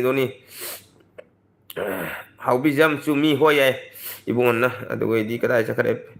adugai di nene pya na kirkit isai phajaba satharo na ko he nene pya khanau yadri khanau da haire nuksi bi haina kaura ga khanau dai khu khu go khudro ka ni bo bro na kon bang tauba yengba nungai ni kada ai degi no dai bo adu mo wadu harak no da he krishna krishna krishna vishnu adu mo wadu hai no he bo ibung kirkit balkoni ibung kirkit balkoni da mi mayam tongli se zaina balkoni da mi mayam tongli se kada balkoni da mi mayam tongli se zaina tilla ga makada kiran sira rodi mong ni bo pamu ba isu ngasai LB taru badai khubana sire ibo asini ibo isabi da good night okay good night samulia good night mai mình samulia tai ko sele ji bo samola ini mai mình se roji yongkar saba guli ni kari roji yongkar saba guli ni belkoni gise lulu ai la ko yongkar saba guli ne kala de guli le yere kari no to da kit pok sara o sara ke kanglai le sara ke yamna launa nganganu yamna launa nganganu henganu ꯈꯨꯕ ꯑꯣ ꯈꯨꯕ ꯍꯦꯟꯒꯅꯤ ꯍꯥꯏꯅꯤ ꯌꯥꯝ ꯂꯥꯎꯅ ꯉꯥꯡꯒꯅꯨ ꯈꯨꯕ ꯍꯦꯟꯒꯅꯤ ꯍꯥꯏꯅꯤꯅꯦ ꯍꯥꯏꯁꯦ Rosie ꯑꯩꯒꯤꯗ code ꯁꯤꯜꯂꯒꯦ Rosie ꯑꯩꯒꯤꯗ ꯀꯣꯠꯁꯤꯜꯂꯒꯦ ꯀꯩꯅꯣ Rosie ꯑꯩꯒꯤꯗ ꯀꯣꯠꯁꯤꯜꯂꯒ ꯍꯥꯏꯁꯦ ꯀꯗꯥꯏꯗ ꯀꯣꯠꯁꯟꯗꯣꯏꯅꯣ ꯀꯣꯠꯁꯟꯈ꯭ꯔꯣ ꯏꯕꯣ ꯔꯣꯖꯤꯕꯣ ꯌꯣꯡꯈꯥꯔ ꯒꯨꯂꯤ ꯀꯧꯕ꯭ꯔꯥ ꯑꯁꯤꯁꯦ ꯏꯕꯨꯡꯍꯜ ꯂꯨꯂꯨ ꯂꯨꯂꯨ ꯂꯣꯏ ꯅꯣꯏ ꯂꯨꯂꯨ ꯂꯨꯂꯨ ꯇꯧꯕ ꯅꯣꯏ ꯅꯣꯛꯅꯤꯡꯉꯩꯅꯦꯕꯣ ꯕꯦꯜꯀꯣꯅꯤ ꯍꯥꯏꯗꯤ ꯂꯥꯏꯐꯀꯤ ꯃꯌꯥꯝꯁꯤꯅꯤ ꯏꯕꯨꯡ ꯑꯣ ꯑꯠꯆꯥ ꯑꯠꯆꯥ ꯂꯥꯏꯐꯀꯤ ꯃꯌꯥꯝꯁꯤꯅꯤ ꯕꯦꯜꯀꯣꯅꯤ ꯑꯩꯁꯦ ꯀꯣꯛꯀ ꯁꯥꯏꯅꯤꯕꯣ ꯏꯁ ꯀꯤ ꯑꯦꯝ ꯁꯤ ꯀꯥꯏꯅꯦꯕ ꯑꯩꯅ ꯅꯧꯅ ꯑꯦꯜ ꯕꯤ ꯂꯥꯏꯐ ꯊꯥꯔꯤ ꯃꯇꯝꯗꯅꯦ ꯂꯥꯏꯐ ꯍꯥꯏꯗꯅ ꯃꯇꯨꯡꯗ ꯈꯔ ꯃꯇꯨꯡꯗꯅꯦ ꯑꯦꯜ ꯕꯤ ꯍꯥꯏꯔꯦ ꯑꯗꯨ ꯃꯇꯨꯡꯗꯅꯦ ꯈꯪꯍꯧꯗ꯭ꯔꯦ ꯑꯩꯁꯨ ꯍꯧꯖꯤꯛꯅ ꯀꯦ ꯑꯦꯝ ꯁꯤ ꯍꯥꯏꯇꯥꯔꯦ ꯀꯦ ꯑꯦꯝ ꯁꯤꯗꯒꯤ ꯀꯔꯤꯅꯣ ꯇꯧꯔꯤꯁꯤꯕꯨꯅꯦ ꯂꯨꯂꯨ ꯂꯨꯂꯨ ꯍꯣꯏ ꯆꯨꯝꯃꯤ ꯔꯣꯖꯤ ꯌꯥꯏ ꯑꯣꯏ ꯃꯥ ꯔꯣꯖꯤ ꯃꯥꯗꯤ ꯈꯪꯗꯦ ꯌꯥꯏ ꯃꯃꯥ ꯄꯤꯌꯥꯔ ꯃꯃꯥꯔꯣꯝꯗ ꯆꯤꯡꯊꯣꯛꯂꯒꯦ ꯍꯥꯏꯔꯣ ꯃꯔꯨꯁꯤꯡꯁꯦ ꯑꯣ ꯃꯊꯛꯀꯤ ꯒꯨꯂꯤꯗꯣ ꯃꯊꯛꯀꯤ ꯒꯨꯂꯤ ꯀꯅꯥ ꯂꯩꯒꯦ ꯒꯨꯂꯤꯗꯣ ꯀꯅꯥ ꯒꯨꯂꯤ ꯂꯩ ꯄꯀꯥꯞꯇ ꯀꯥꯞꯅꯧ ꯍꯦ ꯅꯣꯏꯁꯨ ꯑꯃꯨꯛꯇꯪ ꯏꯕꯣ ꯀꯥꯞꯅꯕ ꯇꯣꯛꯀꯅꯨ ꯒꯨꯂꯤ ꯀꯥꯞꯅꯔꯣ ꯒꯨꯂꯤ ꯊꯣꯡ ꯀꯥꯏ ꯀꯥꯞꯅꯔꯣꯍꯦ ꯑꯇꯥꯡ ꯃꯥꯒꯤ ꯑꯐꯪ ꯒꯨꯂꯤ ꯀꯥꯞꯅꯔꯣꯍꯦ ꯏꯕꯣ ꯑꯩ ꯂꯩ ꯄꯥꯝꯃꯨꯕ ꯊꯦꯡꯀ꯭ꯌꯨ ꯏꯁꯥꯕꯤ ꯕꯤꯖꯦꯠ ꯇꯠꯂꯕꯣ ꯎꯏꯔꯣꯏ ꯑꯩ ꯏꯁꯥꯕꯤ ꯀꯥꯏ ꯎꯏꯗꯣꯏꯅꯣ ꯄꯥꯃꯨꯕ ꯑꯩꯅ ꯁꯤꯒ ꯅꯣꯛꯐꯦꯠꯇꯪ ꯂꯩꯔꯒ ꯏꯁꯥꯕꯤ ꯀꯥꯏ ꯇꯠꯇꯣꯏꯅꯣ ꯇꯠꯂꯣꯏ ꯏꯕꯨꯡꯉꯣ ꯅꯪꯁꯨ ꯀꯩꯅꯣꯕꯣ ꯅꯪꯒꯤ ꯆꯥꯛ ꯆꯥꯔꯕꯣ ꯑꯩ ꯆꯥꯔꯦ ꯁꯥꯃꯣꯂꯥ ꯑꯩ ꯆꯥꯔꯦ ꯑꯩ ꯈꯦꯆꯤ ꯑꯣꯏꯅ ꯅꯩꯈ꯭ꯔꯦ ꯉꯁꯤꯗꯤ ꯑꯩꯈꯣꯏꯒꯤ ꯍꯟꯗꯛꯀꯤ ꯖꯒꯅꯥꯊꯣꯒꯤ ꯑꯣꯏꯅ ꯃꯃꯥ ꯄꯤꯌꯥꯔ ꯈꯪꯈ꯭ꯔꯦ ꯍꯧꯖꯤꯛꯄꯨꯗꯤ ꯏꯕꯨꯡ ꯀꯤꯠꯅ ꯑꯣ ꯑꯠꯆꯥ ꯑꯩ ꯈꯪꯈ꯭ꯔꯦ ꯍꯥꯏꯅꯦ ꯍꯣꯏ ꯏꯃꯥ ꯑꯩ ꯁꯤꯔꯦꯗ ꯄꯤꯡ ꯄꯣꯡ ꯄꯤꯡ ꯔꯣꯖꯤ ꯍꯥꯏ ꯀꯔꯤꯅꯣꯅꯦꯕꯨ ꯄꯤꯡ ꯄꯣꯡ ꯄꯤꯡ ꯔꯣꯖꯤ ꯍꯥꯏꯅ ꯇꯥꯈꯔꯦ ꯏꯕꯨꯡꯉꯣ ꯂꯨꯂꯨ ꯂꯨꯂꯨ ꯎꯏꯕ ꯁꯪꯗꯦ ꯄꯥꯝꯃꯨꯕ ꯁꯪꯂꯤ ꯄꯥꯃꯨꯡ ꯃꯥꯡꯖꯗꯦ ꯈꯪꯕ꯭ꯔꯣ ꯂꯨꯂꯨ ꯑꯩꯈꯣꯏ ꯄꯥꯃꯨꯕꯩ ꯏꯁꯥꯕꯤ ꯂꯩꯅꯩꯁꯦ ꯎꯗ꯭ꯔꯣ ꯍꯣꯏ ꯕꯤꯖꯦ ꯆꯪꯉꯨ ꯍꯥꯏ ꯉꯁꯤꯗꯤ ꯂꯥꯏꯚ ꯊꯥꯔꯝꯃꯤꯅꯦ ꯁꯕꯁꯀ꯭ꯔꯥꯏꯕꯔꯅꯤ ꯒꯨꯗ ꯅꯥꯏꯠ ꯑꯩ ꯃꯦꯂꯣꯗꯦ ꯄꯦꯐꯝ ꯉꯁꯤꯗꯤ ꯂꯥꯏꯚ ꯊꯥꯔꯝꯃꯤꯅꯦ ꯁꯕꯁꯀ꯭ꯔꯥꯏꯕꯔꯅꯤ ꯒꯨꯗ ꯅꯥꯏꯠ ꯊꯦꯡꯀ꯭ꯌꯨ ꯂꯥꯛꯄꯤꯔꯝꯃꯤꯗꯃꯛꯇ good bye Lulu Kanglei lady ꯇꯦꯡ ꯗꯣꯡ ꯍꯥꯏꯅꯤꯕꯨ ꯃꯤꯠꯀ ꯁꯨꯃꯥꯏꯅ ꯑꯅꯤ ꯑꯩꯗꯤ ꯑꯍꯨꯝ ꯇꯧꯅꯤꯡꯉꯣꯏ ꯃꯣꯂꯤꯗꯦ ꯅꯪ ꯐꯥꯔꯁꯤ ꯍꯥꯏꯅꯦ ꯃꯣꯂꯤꯗꯦꯁꯦ ꯃꯌꯥꯝ ꯐꯥꯔꯁꯤ ꯍꯥꯏꯗ ꯃꯣꯂꯤꯗꯦ ꯅꯪ ꯐꯥꯔꯁꯤ ꯍꯥꯏꯅ ꯀꯔꯤꯅꯣ ꯏꯕꯨꯡꯉꯣ ꯅꯪꯁꯨ ꯏꯕꯣ ꯂꯨꯂꯨ ꯂꯣꯏꯅ ꯇꯧꯔꯕꯣ ꯅꯪꯁꯨ ꯔꯣꯖꯤ ꯅꯣꯛꯁꯟꯈ꯭ꯔꯦ ꯁꯥꯃꯣꯂꯦꯅ ꯗꯥ ꯂꯞ ꯌꯨ ꯍꯣꯏ ꯗ ꯂꯚ ꯌꯨ ꯏꯁꯥꯕꯤ ꯑꯩꯉꯣꯟꯗ ꯂꯚ ꯍꯥꯏꯖꯜꯂꯦꯅ ꯀꯃꯥꯏꯅ ꯇꯧꯅꯤ ꯁꯤꯗꯤ ꯊꯦꯡꯀ꯭ꯌꯨ ꯀꯩꯅꯣ ꯂꯨꯂꯨ ꯅꯥꯏꯅꯥ ꯈꯨꯃꯟ ꯀꯩꯅꯣ ꯂꯨꯂꯨ ꯕꯣ ꯍꯥꯏꯁꯤꯕꯨ ꯈꯪꯗꯦ ꯃꯣꯏꯅ ꯍꯥꯏꯌꯦꯅ ꯑꯩꯁꯨ ꯂꯨꯂꯨ ꯍꯥꯏꯃꯤ ꯅꯥꯏꯅꯥ Lulu bro Mani Kumar thank you bro ꯀꯃꯥꯏ ꯇꯧꯔꯤ ꯃꯨꯛꯕꯥꯡ ꯂꯣꯏꯔꯕꯣ ꯑꯩꯗꯤ ꯃꯨꯛꯕꯥꯡꯗꯣ ꯅꯩꯔꯨꯔꯦ ꯈꯔ ꯅꯩꯅ ꯄꯨꯡ ꯀꯣꯏꯅꯥꯏ ꯅꯩꯒꯦ ꯇꯧꯕ ꯂꯩꯅꯥꯡ ꯊꯣꯛꯍꯟꯒꯦ ꯇꯧꯕ ꯂꯩꯅꯥꯡ ꯊꯣꯛꯇ꯭ꯔꯤꯉꯩꯗ ꯀꯗꯥꯏꯗꯒꯤ ꯇꯤꯝꯕꯥ ꯊꯣꯛꯂꯛꯅ ꯃꯨꯛꯕꯥꯡ ꯆꯥꯏꯈꯔꯦ ꯋꯥꯔꯤꯅꯤꯌꯦ ꯏꯕꯨꯡꯍꯟ ꯇꯥꯏꯄꯤꯡ ꯁꯣꯏꯕ ꯃꯥꯜꯂꯤꯕꯣꯏ ꯀꯅꯥꯅꯣ ꯑꯩꯒꯤ ꯁꯨꯃꯥꯏꯅ ꯍꯥꯏꯕꯁꯦ ꯀꯅꯥꯅꯣ ꯑꯩꯒꯤ ꯄꯥꯝꯃꯨꯕꯗ ꯀꯥꯔꯟ ꯇꯧꯅꯨꯀꯣ ꯑꯩ ꯂꯩ ꯌꯥꯏ ꯒꯣꯠ ꯏꯁꯥꯕꯤ ꯒꯣꯠ ꯐꯔꯦ ꯑꯗꯨꯅ ꯑꯩꯅ ꯆꯨꯝꯃꯤ ꯀꯔꯤꯅꯣ ꯐꯔꯗꯤ ꯍꯥꯏꯔꯤꯁꯤꯕꯨ ꯉꯥꯏꯔꯖꯥꯠꯂꯣ ꯀꯔꯤꯅꯣ ꯐꯔꯗꯤ ꯍꯥꯏꯁꯤꯅꯕꯨ ꯉꯥꯏꯔꯖꯥꯠꯂꯣꯏ ꯀꯔꯤꯅꯣ ꯐꯔꯗꯤ ꯍꯥꯏꯁꯤꯅ ꯒ꯭ꯌꯥꯟ ꯇꯥꯗ꯭ꯔꯦ ꯀꯔꯤꯅꯣ ꯐꯔꯗꯤ ꯍꯥꯏꯁꯤꯕꯨ ꯀꯩꯅꯣ ꯐꯔꯗꯤ ꯍꯥꯏꯁꯤꯕꯨ ꯉꯥꯏꯔ ꯖꯥꯠꯂꯣ ꯍꯥꯏꯔꯦ ꯈꯪꯗꯦꯕꯣ ꯑꯥꯏ ꯂꯚ ꯌꯨ ꯍꯥꯏꯕꯅꯤ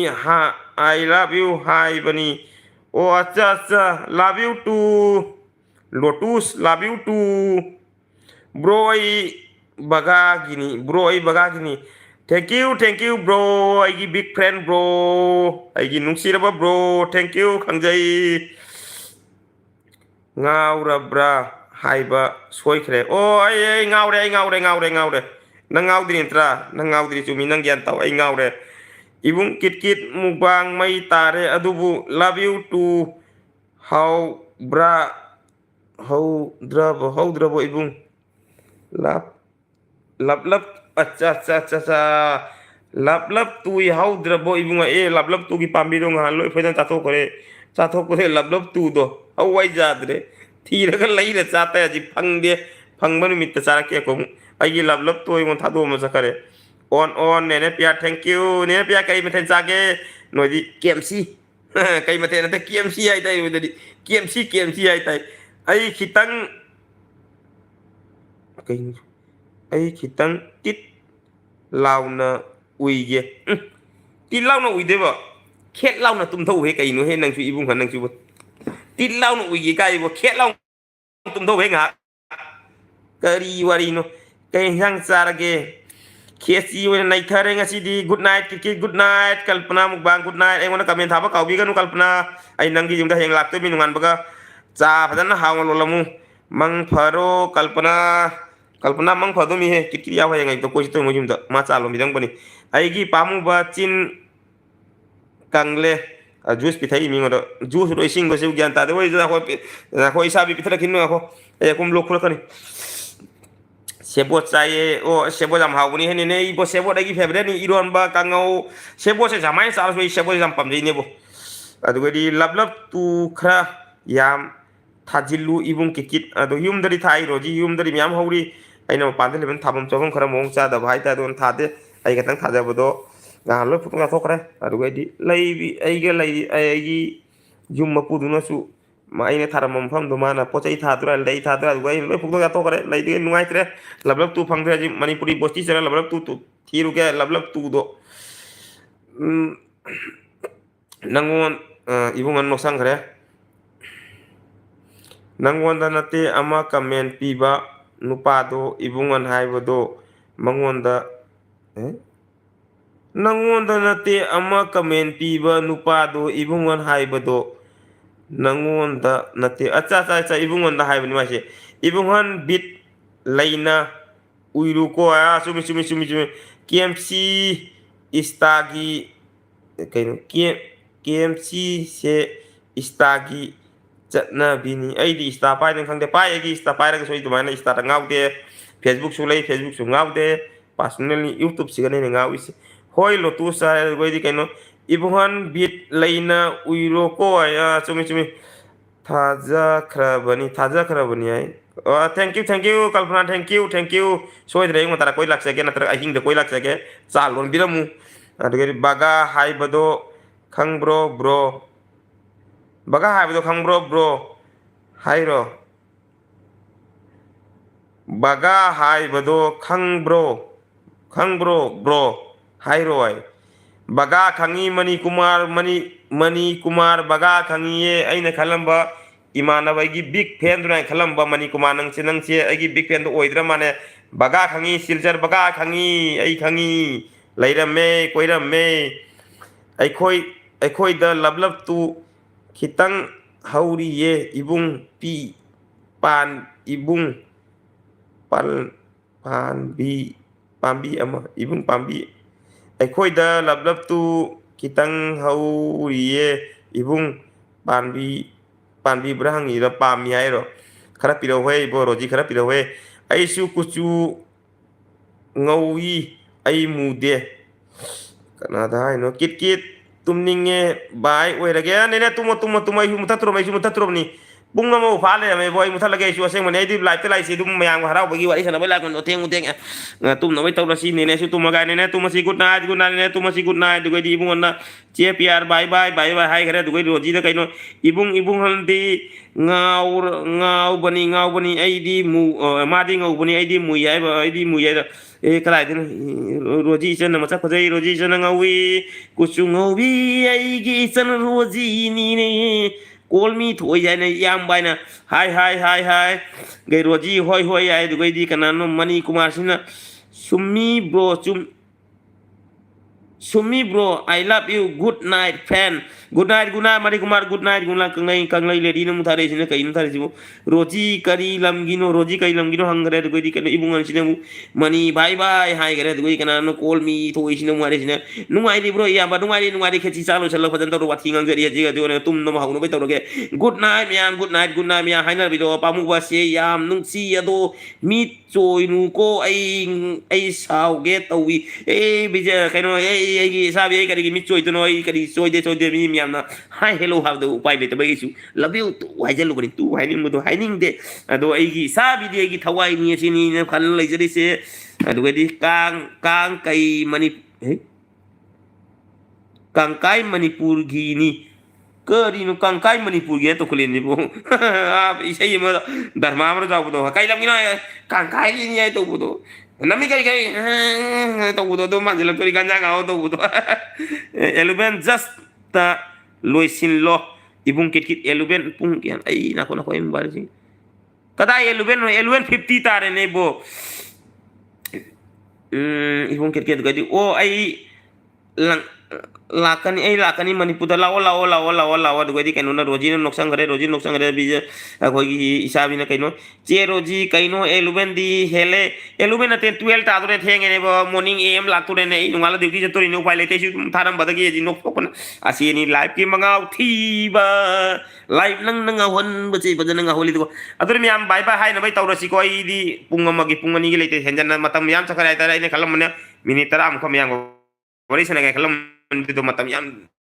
cakare 57 ure pung su baro ta ture tum hok dra di bera jam lani bo nual laga pung nga da wal laga chak ising thong laga duty muka duri mi ai gi punchi se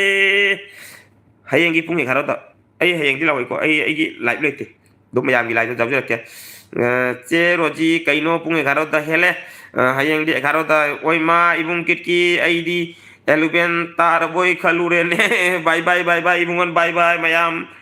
joy bye pamuba hayeng di ngan thasi ai thararoi live thararoi isabi pamubi isabi gi thawai bi lap tuoi lo sal lage ngasi thenge tumurage nungai na tum khun talurage morning pung nga daugal ga sakum galan sokna ge pung nipan de office ta phuna ruge adur miam bye haina rasiko pai leitre hayeng su thara o ibung ke jengsi nungti di tabang mo do time table ma sang badani tara ko adur miam bye to rasi miam bye bang tara si good night bye ma ta haina ro yu thamake theng ya ba ai pung jeng hong to ri meseng mani taring sam kha jare ado miam ta haina ro hayeng tu thara o ibung ke o jengsi bye da kit bye kanglei ladi bye pamuwa bye good night pamuwa isabi good night isabi bye good night bye bungkit ki roji san bye good night jai ho ai mai kui da bai ki subscriber di चे वाला इसने वो हमारी जिंदगी निराश दीदी हम अभी बंद करने वाला है दीदी कैसे हो दीदी बहुत दिन के बाद रोजी बाय मयाम बाय बुंगल याम बाय गुड नाइट बेबी मेरा माँ ऐसे ज्ञान तादरे हानाडी हैरामी को हजिती हैदरे किस्मत बेबी मेरा बेबी भाई मेरा नमस्ते करिए आप दीदी नमस्ते हमारी जिंदगी नीरज दीदी ब्लॉग नमस्ते कैसे हो आप हम बहुत अच्छा है लेकिन आप हिंदी में लिखा है ना हमको पढ़ने थोड़ा प्रॉब्लम हो रहा है हिंदी में इंग्लिश में टाइप करेगा तो बोल सकता है लेकिन हमको तो पता है दीदी हिंदी में बोलता है हिंदी में लिखता है हम इंग्लिश में बोलता है हम इंग्लिश में लिखने से दीदी को थोड़ा प्रॉब्लम होता है हमको पता है दीदी लेकिन हम बहुत दिन हो गया हम ऐसा लाइव भी नहीं करता, ये भी नहीं करता, हम अपना मुकबांग वीडियो में अभी फोकस कर रहा है। क्या बोलेगा दीदी? आज के लिए तो बाय बाय, हम भी गुड नाइट करते हैं। हम मॉर्निंग पे ड्यूटी बहुत जल्दी जाने वाला है आजकल। ड्यूटी पहले ऐसा नहीं है, हम अभी मॉर्निंग 8 बजे ड्यूटी ज्वाइन करना है, 5 बजे उठना है। दीदी फिर से हम मिलेंगे, आपका वीडियो पर हम जरूर आएंगे। आप कैसा चल रहा है आपका चैनल? आप हमको भूल गया है क्या, है ना? नहीं नहीं दीदी, नहीं भूलता है, हम नहीं भूलता है, आपका वीडियो हम देखता है। ठीक है, आज के लिए दीदी बाय बाय, गुड नाइट, फिर मिलेंगे आपका चैनल पे, हम वीडियो पर आएगा। आज के लिए बाय बाय, गुड नाइट दीदी, bye bye, good night. Morning थोड़ा जल्दी उठना है हमको, मेरा ड्यूटी चेंज हो गया, पहले ऐसा नहीं है, इसके लिए। ठीक है, बाय बाय दीदी, गुड नाइट, गुड नाइट। अभी काना काना लाइने को इसी से लाइने वो लाइक डन किट किट इना उबा केएमसी आई खेची सारे इसे तुम मगे थे वो आई मुथा के तो बता पुंग दुम मा जो करे खोजू जम तारे नो पदे करी दे तो उधना। Good night bye, good night, good night दीदी, bye bye, good night. Ashish इचे बाय बाय, गुड नाइट। नहीं थमगे कहीं तो खाना खराब हो जाते हैं तो कि ना भाई हिदाक सार हो गया जी। चे लाप थेंगे आगाम एग्जाम नी खाई खाई चे कहीं पाते तो अभी लाइव था पंते नुटी की लाइव था भाई इमानव मैं को भाई सना चंजा बने की थेंग थेंगे मैम हन्ना खर ऐसु मुथानबे तौरगे थेंगे नोंगा मॉर्निंग हम पुंग मंगा होते मैब होय होय गुड नाइट इचे, good night, good night. Neeraj दीदी बाय बाय, गुड नाइट, सभी को बाय बाय, गुड नाइट। इचे गुड नाइट, टू मसी bye bye, good night, see you tomorrow morning.